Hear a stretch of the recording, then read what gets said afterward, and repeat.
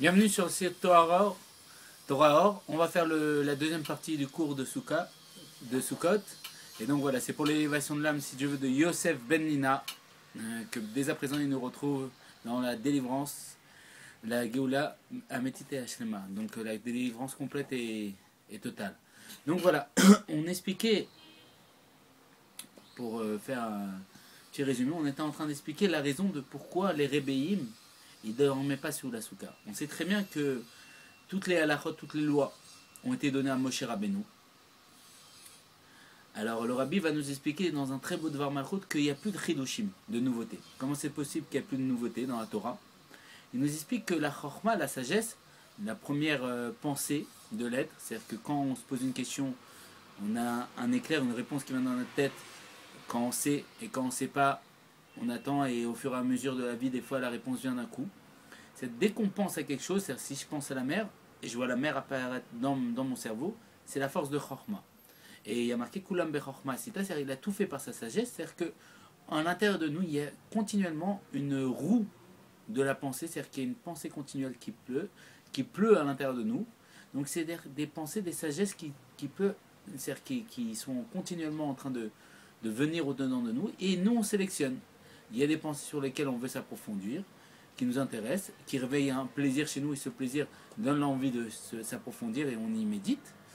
Et il y a, donc ça s'appelle la bina, la réflexion intellectuelle, et il y a des pensées qui génèrent une volonté, et on a envie de s'y approfondir également. Et jusqu'au moment où on va ressentir et faire concrètement la chose, c'est qu'on a fait date, on a fait un avec la chose. Donc ça c'est pour résumer Chorma Bina Da'at. Donc c'est-à-dire que la Chorma a été donnée à Moshe. La sagesse a été donnée à Moshe. Toute la Torah a été donnée à Moshe. C'est pour ça Moshe Rabbeinu, Moshe notre maître. Et donc qu'est-ce qui se passe? Pour donner un exemple très simple de ce qui se passe, c'est que Moshe, c'est comme s'il nous a, pour donner un exemple, il nous a donné toute la Torah. C'est quoi? Pour prendre un exemple, c'est comme si Moshe nous a révélé le vêtement. C'est le vêtement classique, costume, cravate, chemise, comme on doit établir. Et il y a quelqu'un qui va construire, qui va fabriquer un vêtement de policier. Pour nous, on va avoir l'impression que c'est une nouveauté. Mais en vérité, le vêtement, c'était la nouveauté. En vérité, il est juste venu dévoiler le potentiel du vêtement. Et ça s'appelle la bina. Et donc, c'est pour ça que le rabbi a expliqué que depuis Moshe Rabbeinu, il n'y a pas de chidouche, il n'y a pas de nouveauté. Donc, qu'est-ce que ça veut dire cette halakha, cette loi de la Torah qui nous dit qu'on ne peut pas dormir dans un souka, qu'on doit dormir dans un souka? Et comment ça se fait que les rébim de Chabad, c'est-à-dire les rébim de Chabad, eux ils dormaient pas sur le souka? Alors on sait très bien qu'il y a un moment dans le Chumash où Moshe, quand on sait très bien que Dieu il veut détruire le peuple juif parce qu'il a fait le veau d'or, et qu'il dit à Moshe laisse-moi. Et Moshe comprend que si Dieu lui dit laisse-moi, c'est qu'il peut agir, il peut intervenir. Et il plaide notre cause.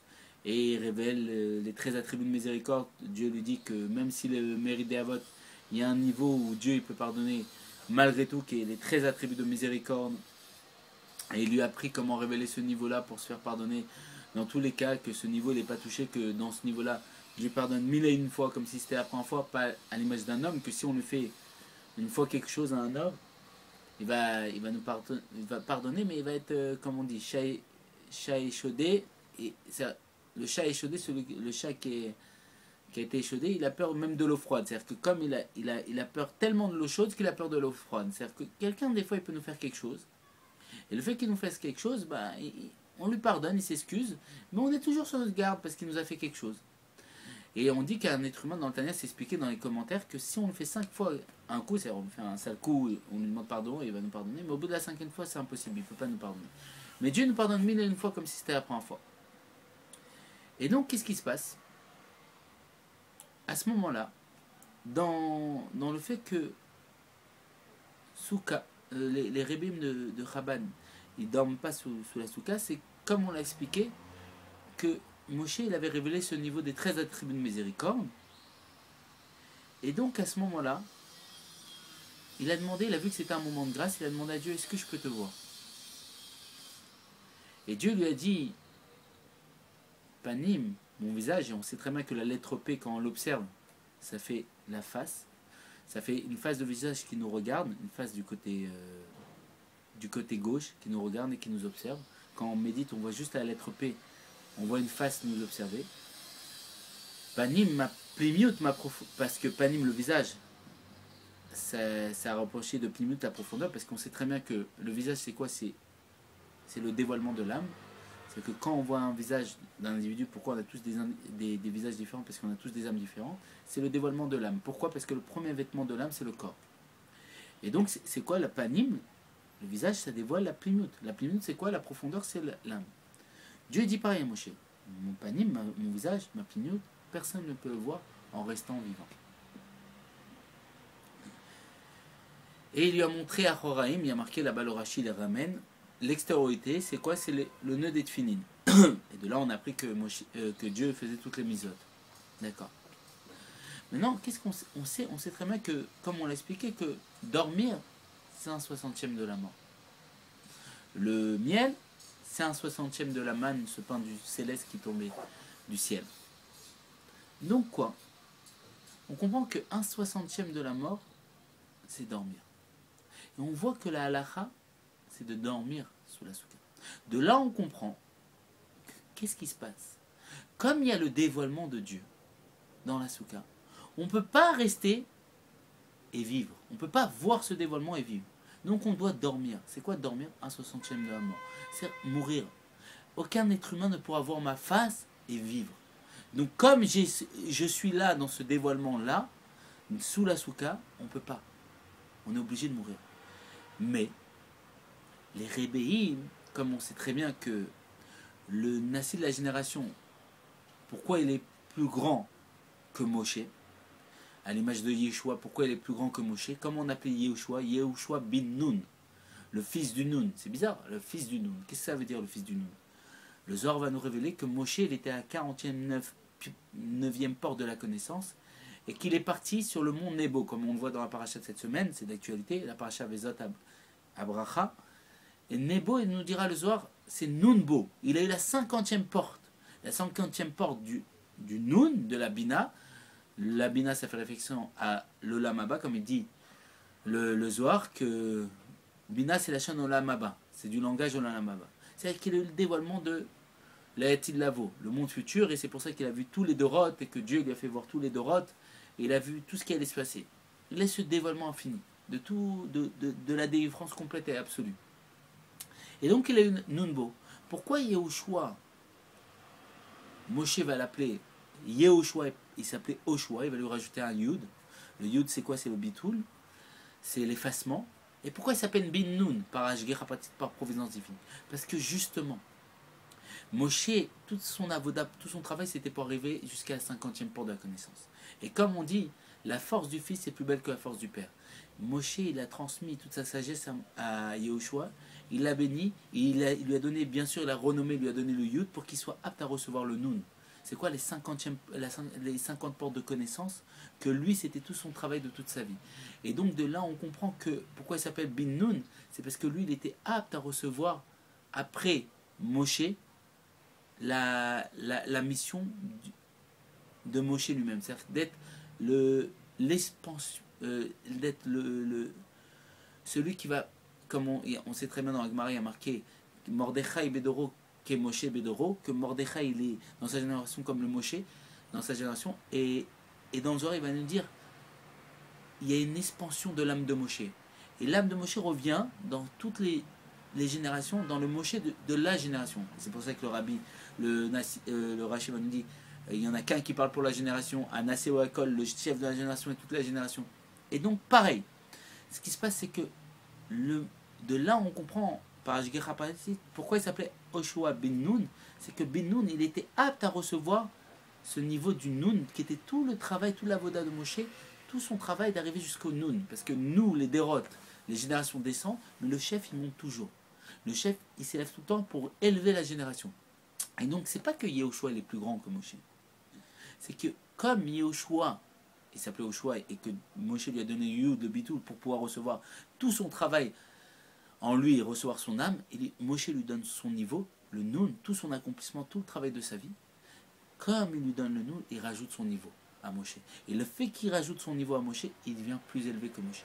Donc pareil, depuis toutes ces générations, chaque Moshe, en lui, il y avait tous les autres Moshe. À l'image du précédent rabbi qui disait, arrêtez de donner une adresse à mon père. Il n'est pas au Gan Eden, il est en moi. Et comme le rabbi lui-même disait, mon beau-père, il est en moi. C'est que tous les chefs des générations, tous les Moshe, ramenés de chaque génération, se trouvent dans le nouveau Nassi. Et donc, de là, on comprend pourquoi l'Admour Azaken, comme il avait tout ce niveau, tous les chefs de génération, tous les Moshe Rabbeinu des générations en lui, il avait atteint un niveau de perfection ultime qui faisait en sorte de pouvoir l'empêcher de dormir dans la souka. Pourquoi? Parce qu'il voyait le niveau de Panecha, le niveau de la plimoute de Dieu qui est quoi? Comme on l'a dit que souka, soukot, si on prend le tav en commençant du bas vers le haut, ou du bas vers le haut, le tav c'est la souka, le vav c'est le lulav, et après il reste quoi? Le chaf et le samer. Le chaf et le samer, on l'additionne, ça fait P. P c'est quoi? C'est que dans la souka, il faut servir de la P. Le P, la bouche. Comment? Il faut manger. Et il faut manger, on mange sur la souka, on fait la mitzvah de la souka.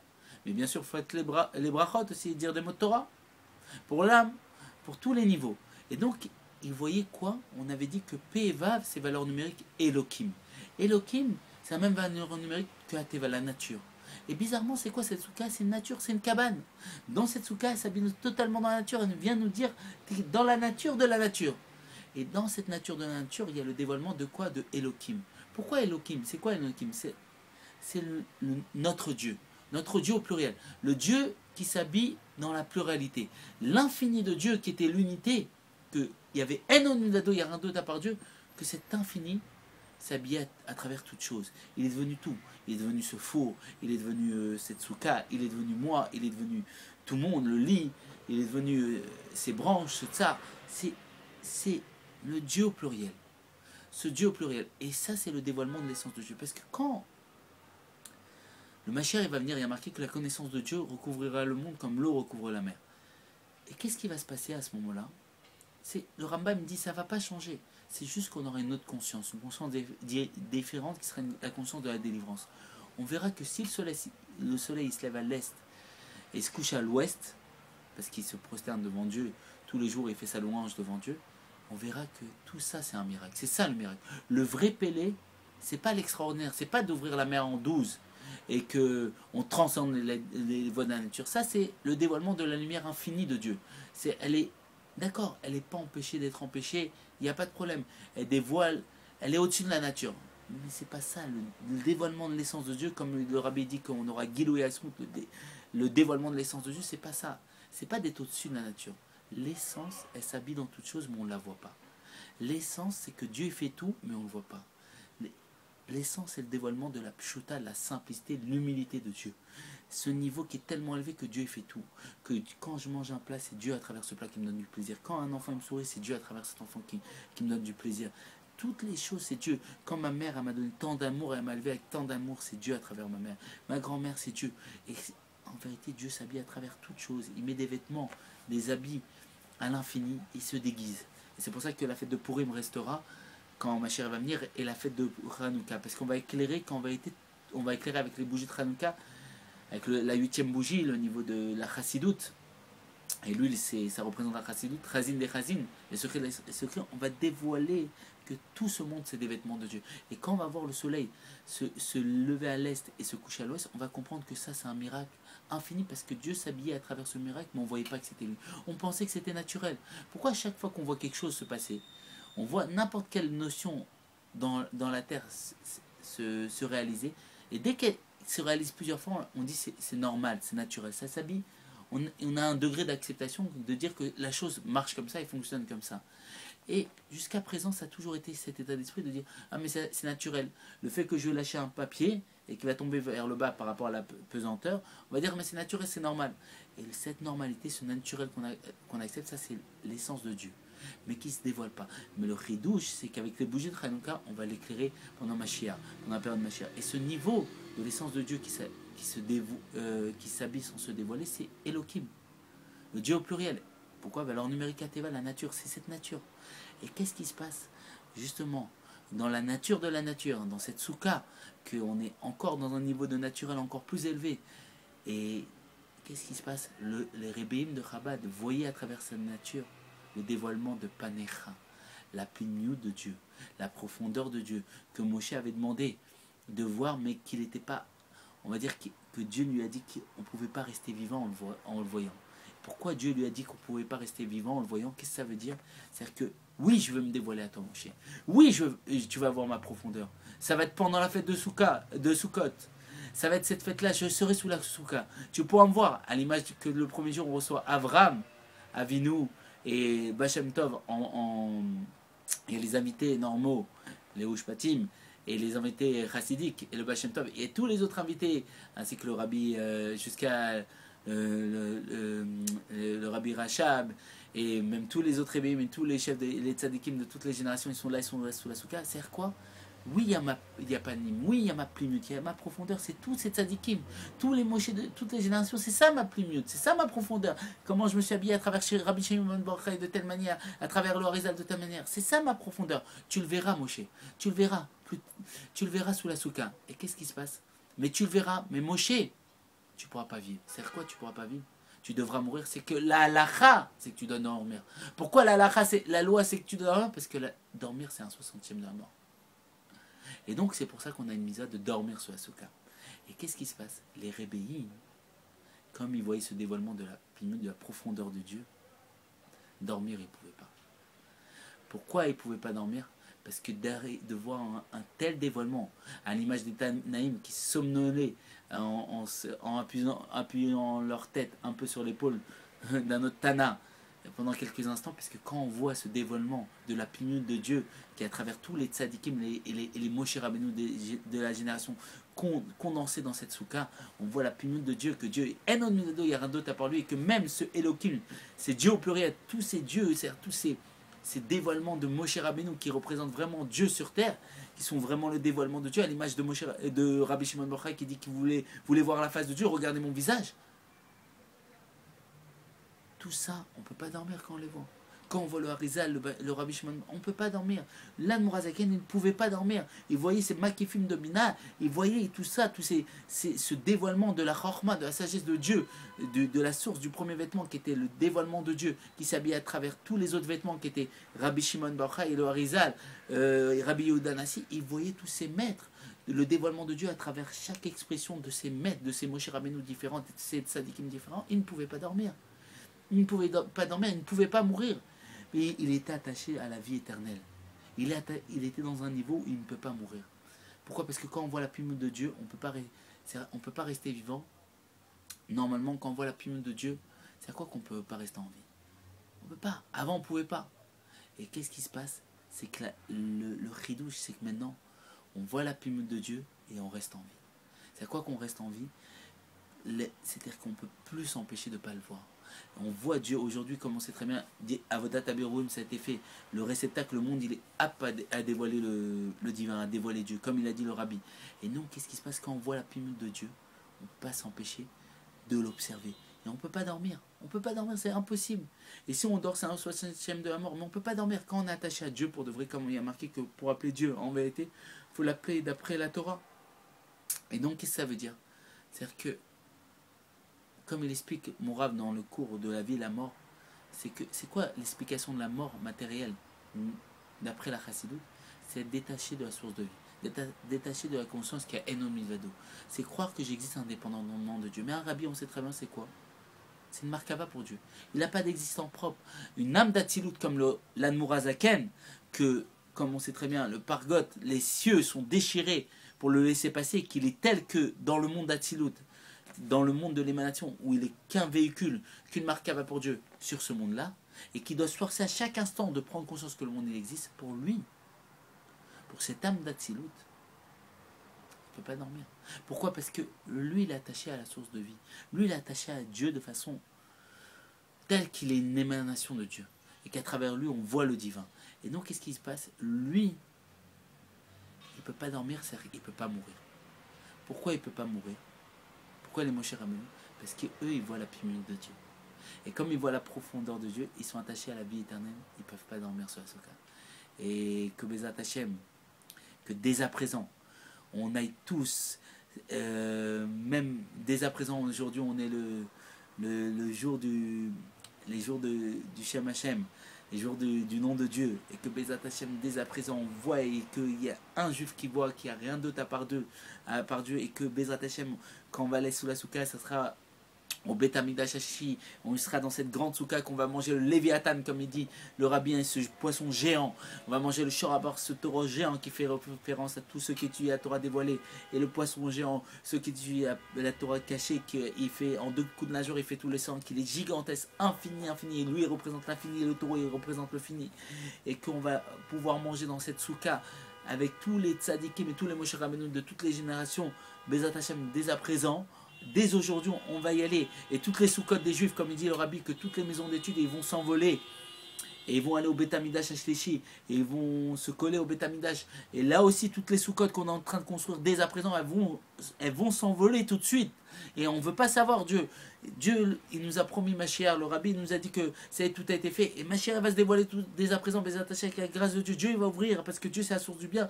Et il veut faire du bien, il va ouvrir les yeux d'un juif. Et que Bezat Hashem, ce soit n'importe lequel d'entre nous. Dès à présent, il va ouvrir les yeux d'un juif et il va voir qu'il n'y a rien d'autre à part Dieu. Et il va débloquer la Géoula et on va voir les sous-cotes s'envoler dans le ciel. Et nous, on va être dans ces sous-cotes et on va être à travers des nuages dans ces sous-cotes. On va aller au Beth Amikdash et on va faire la fête dès à présent. Dans une joie pas possible. Et on va construire la soukha du Beth Amikdash Hashishi, du 3e temple, et que Bezat Hashem, on aura le dévoilement de tous les Rebbeim avec nous et tous les tzaddik de la génération dans une joie absolue. Yecha Meler Mashiach now.